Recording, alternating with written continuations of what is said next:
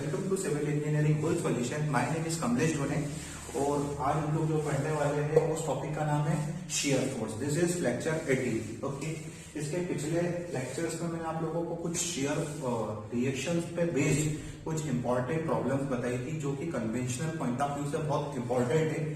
आज हम लोगों ने हमारे पिछले 17 लेक्चर्स में पूरा बीम्स के बारे में, types of load, types of supports, columns वगैरह इनके बारे में चीजें देखी थी और बहुत सारी प्रॉब्लम डिस्कस करी। मैंने आप लोगों को हर टाइप की रिएक्शन सिखाने की कोशिश करी है। ओके, अब आज जो हम लोग टॉपिक शुरू करने वाले हैं उस टॉपिक का नाम है शियर फोर्स और बेंडिंग मोमेंट के बारे में। ओके, और इस टॉपिक को शुरू करने से पहले मुझे आप लोगों को सपोर्ट रिएक्शन बहुत अच्छे से सिखानी थी, क्योंकि अगर सपोर्ट रिएक्शन गलत हो जाएगी तो शियर फोर्स डायग्राम और बेंडिंग मोमेंट डायग्राम दोनों गलत हो जाएंगे। ओके, इसलिए पहले आपकी कमांड सपोर्ट रिएक्शंस पे होना चाहिए। चलिए अब हम लोग शुरुआत करते हैं शियर फोर्स के बारे में। सबसे पहली चीज यहीं से शुरुआत करते हैं कि शियर फोर्स क्या होता है। ओके, तो देखिए शियर फोर्स इसे हम कर्तन बल कहते हैं। शियर फोर्स का मतलब क्या होता है कि algebraic sum of all vertical forces to the right or left of the section। ये देखिए, सिर्फ मैं छोटी सी डेफिनेशन देने की कोशिश करता हूं इसकी। इसका मतलब क्या होता है, algebraic sum of all vertical forces to the right or left of the section। Okay, आपको बहुत सारी बुक्स में ये डेफिनेशन देखने को मिल जाएगी। ठीक है, चलिए अब हम इसको समझने की कोशिश करते हैं। क्या लिखा है मैंने, algebraic sum of all vertical forces. देखिए सबसे पहले तो आप चीज समझने की कोशिश करिए। एल्जेब्रिक सम, ओके, मतलब पूरा ओवरऑल सम। और किन का सम, ऑल वर्टिकल फोर्सेस। अब वर्टिकल फोर्सेस दो सिचुएशन में एक्ट करते हैं, या तो वो अपवर्ड लगेंगे या वो डाउनवर्ड एक्ट करेंगे। ओके, तो ऑल वर्टिकल फोर्सेस में अपवर्ड फोर्स भी आ गए और डाउनवर्ड फोर्स भी आ गए टू द राइट और लेफ्ट ऑफ द सेक्शन। ये बहुत इंपॉर्टेंट चीज है। ठीक है, इसका मतलब क्या हुआ, इसको अगर मैं सिर्फ एक सिंगल लाइन में समझाने की कोशिश करूं तो algebraic sum of all vertical forces to the right और लेफ्ट ऑफ द सेक्शन। जितने भी वर्टिकल फोर्स होते हैं उनका एल्जेब्रिक सम ही क्या कहलाता है, शियर फोर्स कहलाता है। अगली बात समझ में। और ये टू द राइट और लेफ्ट ऑफ द सेक्शन की कहानी क्या है, तो इसको भी समझाने की मैं कोशिश करता हूं। जैसे देखिए, सपोज मैंने आप लोगों को बताया था कि ये एक सिंपली सपोर्टेड बीम है। बताया था मैंने आप लोगों को, जब किसी बीम को दो कॉलम कॉर्नर पे सपोर्ट करते हैं तो उसे हम सिंपली सपोर्टेड बीम कहते हैं। ठीक है, ये सिंपली सपोर्टेड बीम है। अब सपोज इस बीम के ऊपर ये देखिए मैंने दो पॉइंट लोड लगा दिए। पहला पॉइंट लोड है सपोज W1 और दूसरा पॉइंट लोड है W2। ओके, ये एक्ट कर दिए। अच्छा, आप एक बात नोटिस करिए आप लोग। ठीक है, एक सिंपली सपोर्टेड बीम बनाया है। ठीक है, सिंपली सपोर्टेड बीम क्या होता है ये आपको बहुत अच्छे से मालूम है कि जब किसी भी बीम को दो कॉलम कॉर्नर में सपोर्ट करते हैं, it is supported at the both ends. Okay, उसे हम लोग क्या कहते हैं, सिंपली सपोर्टेड बीम। अब मैंने इस पर दो पॉइंट लोड लगा दिए, कुछ भी लगा सकता हूं, पॉइंट लोड, यूडीएल, यूवीएल, ये तो बता चुका हूं आप लोगों को। ठीक है, लगा दिए W1 और W2। और ये कैसे एक्ट कर रहे हैं, तो ये देखो, जो बीम की सरफेस के कैसे एक्ट कर रहे हैं, परपेंडिकुलर कैसे एक्ट कर रहे हैं। ठीक है, जो बीम की जो एक्सिस है, ओके, जो हॉरिजॉन्टल एक्सिस है उसके कैसे एक्ट कर रहे हैं, परपेंडिकुलर। ठीक है, जो भी इसके अंदर लॉन्गिट्यूडिनल एक्सिस होती है उसके परपेंडिकुलर ये फोर्स एक्ट कर रहे हैं। ठीक है, अब होता क्या है, इस डेफिनेशन को मैं थोड़ा सा एलिब्रेट करने की कोशिश कर रहा हूं। ये टू द राइट और लेफ्ट ऑफ द सेक्शन का मतलब देखिए, मतलब कहने का मतलब ये है कि इस बीम पर आप कहीं, सपोज मुझे यहां पर शियर फोर्स निकालना है, तो मैंने क्या करा, एक सेक्शन कट करा। ओके, सबसे पहले क्या कट करा, मैंने एक सेक्शन कट करा। ओके, अच्छा, इस सेक्शन को कट करने के बाद ये बीम दो पार्ट में डिवाइड हो जाती है, एक राइट और एक लेफ्ट। ये देखिए, जैसे ही मैंने एक सेक्शन कट करा तो इस बीम के दो पार्ट हो गए। इस तरफ वाले पार्ट को हम राइट पार्ट बोलेंगे और इस तरफ वाले पार्ट को हम लेफ्ट पार्ट बोलेंगे। ये राइट साइड है और ये लेफ्ट साइड है। ओके, देखो ना, ये आपका दाया हाथ है, सीधा हाथ है, तो ये राइट साइड, और ये आपका बाया हाथ है। तो ये हो गया आपका लेफ्ट साइड। ओके, तो डेफिनेशन यही कह रही है कि algebraic sum of all vertical forces to the right और लेफ्ट ऑफ द सेक्शन। मतलब अगर इस बीम में मैं कहीं पर भी सेक्शन कट कर लूं, जरूरी नहीं है यहाँ पर, हो सकता है इधर सेक्शन कट कर लूं, हो सकता है इधर सेक्शन कट कर लूं, तो सेक्शन कहीं पर भी आप कट करो जहां पर आपको शेयर फोर्स निकालना है। सपोज मैंने अभी यहाँ कट कर रखा है, मुझे बीच में पता करना है शेयर फोर्स, ठीक है। तो इस बीम के दो पार्ट हो गए, एक राइट पार्ट हो गया और एक लेफ्ट पार्ट हो गया। तो राइट पार्ट में जितने वर्टिकल फोर्स लग रहे हैं, अब देखो आप राइट साइड में दो वर्टिकल फोर्स लग रहे हैं, एक ये और एक ये भी वर्टिकल फोर्स है। आपको बताया था वर्टिकल फोर्स या तो वो कैसे एक्ट करेंगे, या तो वो अपवर्ड लगेंगे या वो कैसे लगेंगे, डाउनवर्ड। जैसे आपने लिफ्ट देखी होगी, या तो वो ऊपर की तरफ जाती है या वो नीचे की तरफ आती है। ओके, तो दो फोर्स लग रहे हैं। कौन कौन से दो फोर्स लग रहे हैं? एक तो ये W2 लग रहा है, इसको मैंने नाम दे दिया सपोज W3, और इसको नाम दे दिया मैंने W4। ठीक, तो आप तो सिंपल सी डेफिनेशन है कि मैंने जब इस बीम पर एक क्रॉस सेक्शन कट करा तो बीम दो पार्ट में डिवाइड हो गई, एक राइट सेक्शन और एक लेफ्ट सेक्शन। तो इसके राइट में दो फोर्स लग रहे हैं, जितने भी फोर्स लग रहे हैं, अगर दो से ज्यादा भी लग रहे हैं, या लेफ्ट में जितने भी फोर्स लग रहे हैं, उनका एल्जेब्रिक सम क्या कहलाता है? Shear force. आगे बात समझ में। और इसमें कुछ साइन कन्वेंशन भी यूज किए जाएंगे, जैसा कि मैं भी आपको बताता हूं। ठीक है, आप तो सिर्फ ये बात ध्यान रखो कि आप शियर फोर्स, अगर आपको यहां पे शियर फोर्स निकालना है इस सेक्शन में, तो आप भले राइट साइड से निकालो या लेफ्ट साइड से निकालो, दोनों तरफ से आंसर आपका सेम आएगा, सेम शियर फोर्स आएगा। इसीलिए मैंने लिखा है कि टू द राइट, और ये जो लिखा है ना, और लेफ्ट ऑफ द सेक्शन, इसका मीनिंग ये है कि शियर फोर्स चाहे तो आप राइट साइड से निकालो या लेफ्ट साइड से निकालो, दोनों तरफ से आपको शियर फोर्स की वैल्यू किसी भी एक पर्टिकुलर सेक्शन पे सेम मिलेगी। ओके, ठीक है। अच्छा, अब इसके साइन कन्वेंशन की बात करते हैं। देखिए, इसके कुछ साइन कन्वेंशन की बात करते हैं। जैसे देखो, अब मैं अगर शियर फोर्स यहां से निकालने की कोशिश करूं, ठीक है, शियर फोर्स को अगर निकालने की कोशिश करूं तो मैं क्या लिखूंगा, बात समझने का। ठीक है, आपको ये चीज पता होना चाहिए कि मैं क्या लिख रहा हूं, किस टाइप से लिख रहा हूं। ठीक है, चलिए, तो हम कैसे लिखेंगे, किस टाइप से लिखेंगे, तो ये साइन कन्वेंशन चलते हैं शियर फोर्स पे। चलिए मैं आपको साइन कन्वेंशन बता दूं, ये है साइन कन्वेंशन, ये देखिए, ठीक है, ये इसके साइन कन्वेंशन है। इसको हम लोग प्लस बोलते हैं और इसको हम लोग माइनस बोलते हैं। कई बुकों में इसे प्लस बोला जाता है और इसे माइनस बोला जाता है, तो कंफ्यूज बिल्कुल भी नहीं होना आपको, ये प्लस और ये माइनस। अच्छा, ये जो बीच की जो लाइन बना रखी है मैंने, ये क्या है आपको मालूम है? ये सेक्शन है, किसको रिप्रेजेंट करती है? जो बीच वाली जो लाइन है। इसका कहने का मतलब ये है कि सेक्शन के राइट साइड अगर कोई डाउनवर्ड फोर्स लग रहा है या सेक्शन के लेफ्ट साइड कोई अपवर्ड फोर्स लग रहा है, तो आपको पॉजिटिव साइन यूज करना है। ठीक है, तो इसका मीनिंग क्या है कि सेक्शन के राइट साइड अगर कोई अपवर्ड फोर्स लग रहा है या सेक्शन के लेफ्ट साइड कोई डाउनवर्ड फोर्स लग रहा है, तो आपको नेगेटिव साइन यूज करना है। बिल्कुल कंफ्यूज होने की जरूरत नहीं, मैं आपको सिंपल कॉन्सेप्ट बताऊंगा, बट पहले आप जनरल कॉन्सेप्ट को समझो। चलिए देखिए, मैं इसको समझाने की कोशिश करता हूँ, बिल्कुल भी डिफिकल्ट नहीं है। ये जो साइन कन्वेंशन है मैं आपको इस क्वेश्चन में निकाल कर भी बता दूंगा। आप इधर समझिए, अब जैसे मैं शेयर फोर्स निकालता हूँ, मुझे दो फोर्स दिख रहे हैं, एक ये दिख रहा और एक ये दिख रहा, W3 और एक W2, ये दिख रहा दोनों।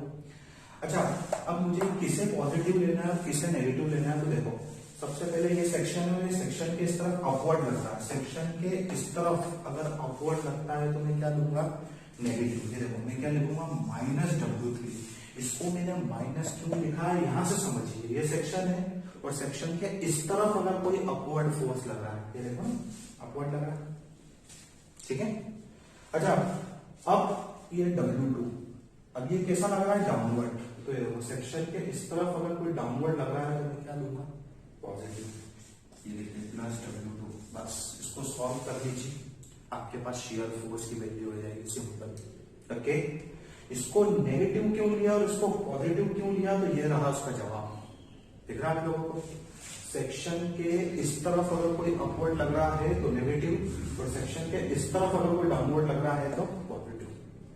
ठीक है, क्योंकि मैं राइट साइड देख रहा हूं, तो मैंने राइट साइड वाले कन्वेंशन यूज करे। देख रहे हैं आप लोगों को? अब आपको बार बार उसको देखने की भी जरूरत नहीं है, आप डायरेक्ट बता सकते हो कि अगर आप इस तरफ से ले रहे हो राइट साइड से, तो जो अपवर्ड लग रहा है वो नेगेटिव और जो डाउनवर्ड लग रहा है वो पॉजिटिव होगा। ओके, अच्छा एक तरीका और सिखाता हूं। अगर हम इस तरफ से निकाले तो अभी हमने किस तरफ से निकाले, अभी हमने किस तरफ से निकाले, राइट साइड से। अगर हम लेफ्ट साइड से निकाले तो चलिए लेफ्ट साइड से निकाल के बता देता हूं। बिल्कुल जस्ट अपोजिट होगा इसका। ये देखिए मैं लिखता हूं लेफ्ट साइड से। बिल्कुल कंफ्यूज मत होना क्योंकि दोनों तरफ से आंसर सेम आता है। अभी जब हम प्रॉब्लम करेंगे तो मैं आपको मल्टीपल प्रॉब्लम्स कराऊंगा, डोंट वरी। ओके चलिए, अब इधर दो फोर्स लग रहे हैं, W4 लग रहा है और एक W1 लग रहा है, यही दो फोर्स। ठीक है, अब देखो सेक्शन के इस तरफ ये अपवर्ड लग रहा है, सेक्शन के इस तरफ ये अपवर्ड लग रहा है, तो इसको पॉजिटिव लेंगे ना, लिखूं मैं W4। ओके, पॉजिटिव क्यों लिखा, सेक्शन के इस तरफ ये अपवर्ड डायरेक्शन में लग रहा है इसलिए पॉजिटिव। और ये देखो इसकी बात करें तो सेक्शन के इस तरफ ये नेगेटिव, तो इसलिए मैं -W1। ठीक है, अच्छा तो ये दोनों तरफ से शेयर फोर्स निकाल के बता दिया मैंने आपको। राइट साइड से ये होगा और लेफ्ट साइड से ये होगा। और चूंकि अभी मैंने वैल्यू नहीं डाली है, अगर मैं वैल्यू डालता तो आपको पता चल जाता है कि दोनों तरफ से आंसर सेम आएगा। अगर सपोज यहाँ से 80 किलो न्यूटन आ रहा है तो यहाँ से भी 80 आएगा, यहाँ से 90 आ रहा है 90 किलो न्यूटन तो यहाँ से भी 90 किलो न्यूटन आएगा, यहाँ से 100 किलो न्यूटन आ रहा है तो यहाँ से भी 100 किलो न्यूटन आएगा। ओके, अच्छा अब कई लोगों को ये कंफ्यूजन हो रहा होगा कि ये साइन कन्वेंशन तो सर हमें समझ ही नहीं आ रहा, तो और एक और सिंपल ट्रिक बताता हूं, आप तो सीधे याद रखो। अगर आप राइट साइड को फॉलो कर रहे हो, अपवर्ड वाले को हम क्या करते हैं, नेगेटिव लेते हैं और डाउनवर्ड वाले को पॉजिटिव लेते हैं। और यहाँ इसका जस्ट अपोजिट, यहाँ अपवर्ड वाले को पॉजिटिव, ये देखो लिख देता हूं आपके लिए, इसको हमने क्या करा, अगर हम राइट साइड को फॉलो कर रहे हैं तो ये नेगेटिव और ये पॉजिटिव।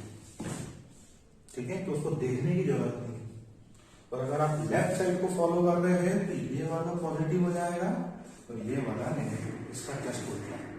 अगर आप ये ध्यान रखेंगे तो आपको फिर साइन कन्वेंशन भी देखने की जरूरत नहीं पड़ेगी।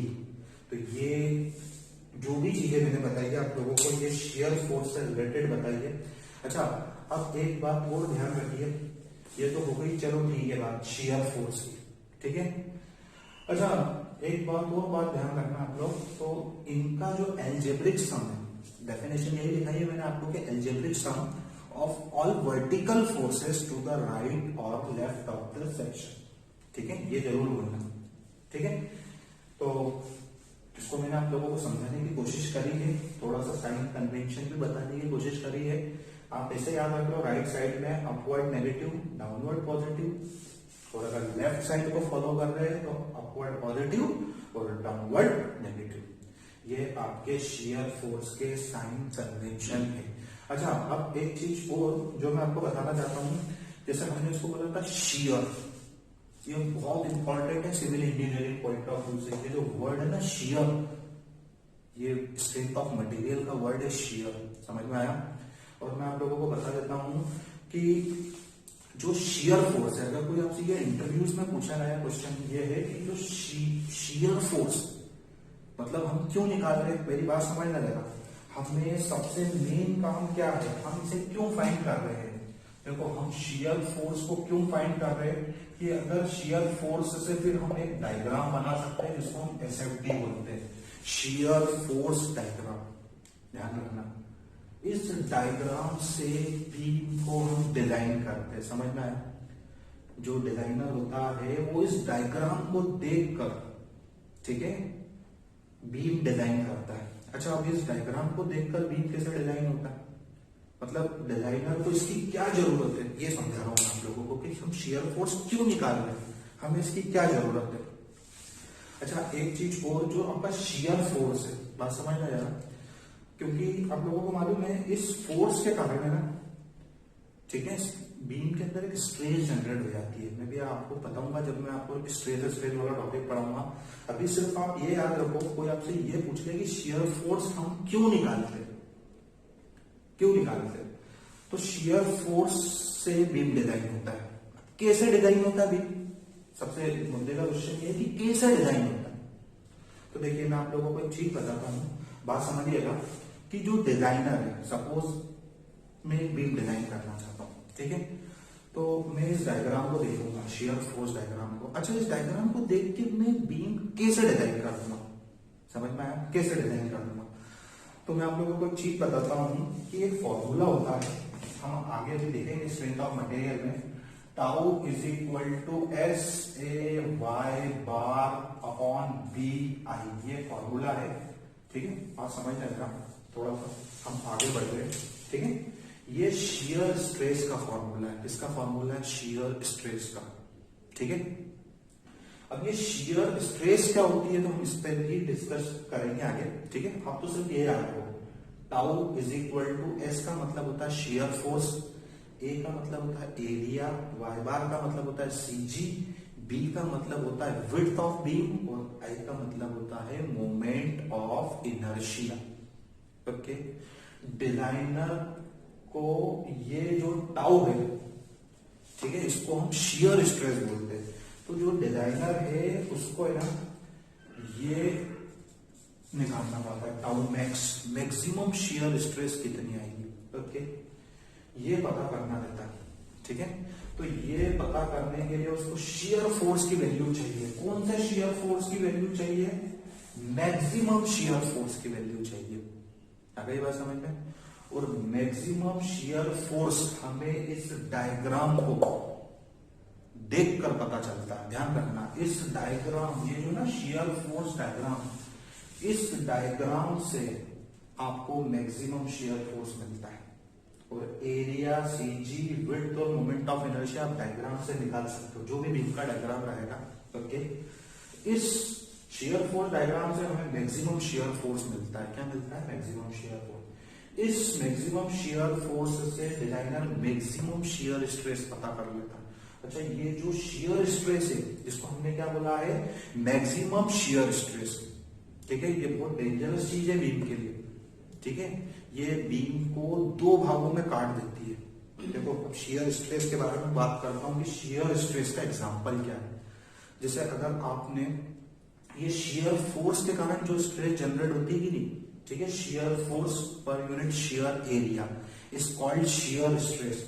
तो शियर फोर्स के कारण जो स्ट्रेस आती है उसे हम शियर स्ट्रेस कहते हैं, ठीक है। इसका एग्जांपल बताता हूं। अगर आपको मैंने ये बोला है कि कॉपी में से आपको एक पेज फाड़ना है, तो आप उस पर एक हाथ रखोगे, दूसरे से पेज को खींचोगे कि नहीं, तो वो किसके कारण फटेगा, वो पेज शियर स्ट्रेस के कारण। इसका और बेसिक एग्जांपल बताता हूं। जब हम खाना खाते हैं तो खाना खाते समय हम क्या करते हैं, रोटी तोड़ते हैं कि नहीं हाथ से, तो वो शियर स्ट्रेस के कारण टूटती है, समझ में आया, ठीक है। तो ये शियर स्ट्रेस क्या कर देती है, बात समझिएगा जरा। ये शियर स्ट्रेस डिजाइनर इसके पीछे क्यों लगा हुआ है, तो बात समझो जरा।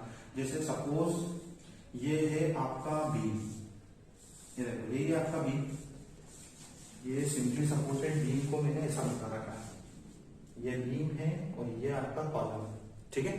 अच्छा, अब इस बीम का मैं आपको क्रॉस सेक्शन बताता हूं। तो ये देखो, सामने से बीम आपको ऐसा दिखेगा, ये इसका क्रॉस सेक्शन है, ये आपको विड्थ दिख रही है और ये आपको डेप्थ दिख रहा है। जब मैं आपको आरसीसी पढ़ाऊंगा तो बहुत डिटेल में पढ़ाऊंगा उसके बारे में। अभी सिर्फ ये याद रखो कि ये आपको क्या है, बीम का एलिवेशन है और ये बीम का सेक्शन है, ठीक है।